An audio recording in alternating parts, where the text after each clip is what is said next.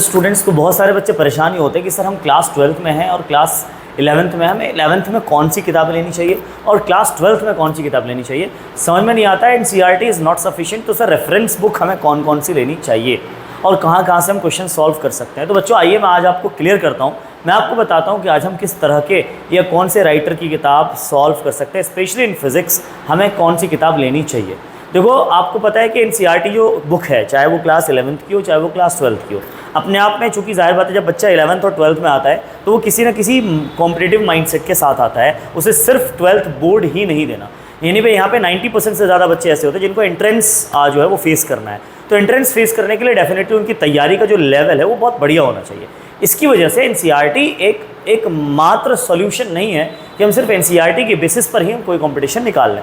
उसके लिए आपको बहुत सारे अलग अलग तरह की किताबें, अलग अलग तरह के क्वेश्चंस आपको प्रैक्टिस करने पड़ते हैं। तो आइए हम बात करते हैं कि किस तरह की किताब, कौन से राइटर की किताब हमें लेनी चाहिए क्लास 11th और 12th के अंदर। वैसे बच्चों मैं आपको ज़्यादा लंबी चौड़ी बात नहीं बताऊंगा, यूट्यूब पे भरी पड़ी है वीडियोस, पता है, और उसमें इतना ज़्यादा कन्फ्यूजन क्रिएट कर देते हैं कि आपको डिसाइड नहीं कर पाओगे आपको कौन सी किताब लेनी चाहिए।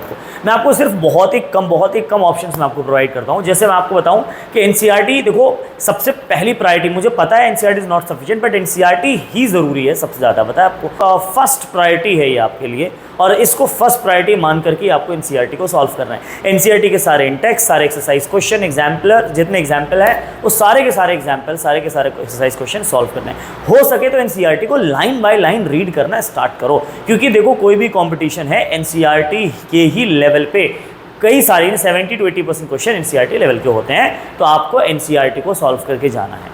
दूसरी, अगर कोई किताब आप लेना चाहते हो तो मैं आपको बताता हूँ कि सबसे अच्छी जो किताब है, मतलब जो मैं मानता हूँ बिगिनर्स के लिए क्लास 11th में खास करके, उसमें यह है कि आप प्रदीप की किताब ले सकते हो। आप प्रदीप अगर सॉल्व करना स्टार्ट करते हो, बिगिनर्स के लिए बहुत अच्छी किताब है। इसमें बहुत ही लो लेवल से लेकर के हाई लेवल के क्वेश्चन है, बहुत ही बेसिक से लेकर के एडवांस तक के क्वेश्चन है। इसमें कई सारे सेक्शंस हैं, जैसे कॉम्पिटिटिव एग्जाम्स के लिए अलग से सेक्शन बनाया गया है, बोर्ड एग्जाम के अलग से सेक्शन बनाया गया है, नीट के लिए अलग से सेक्शन है, जेईई के लिए अलग से सेक्शन है, एग्जाम्पलर सॉल्यूशन अलग से इसमें दे रखे हैं, एनसीईआरटी सॉल्यूशन अलग से दे रखे हैं इसके अंदर। मतलब इसमें अलग अलग सेक्शंस बना रखे हैं। थोड़ी महंगी किताब है पर बिगिनर्स के लिए मतलब मैं मानता हूँ कि बहुत बेहतर किताब है, राइट। अगर आपको जाना है कि सर मुझे थोड़ा सा एडवांस लेवल पे चाहिए, तो एडवांस लेवल पे दो किताबें हैं जो आपको लेनी चाहिए। बिगिनर्स के लिए किताब है, स्टार्ट आप कर रहे हो, ये किताब आप लेके सॉल्व करो। एच.सी. वर्मा आप ले सकते हो, सर एच.सी. वर्मा सर की जो किताब है वो आप ले सकते हो। यह एक आती है रसनी खलेड एंड वॉकर।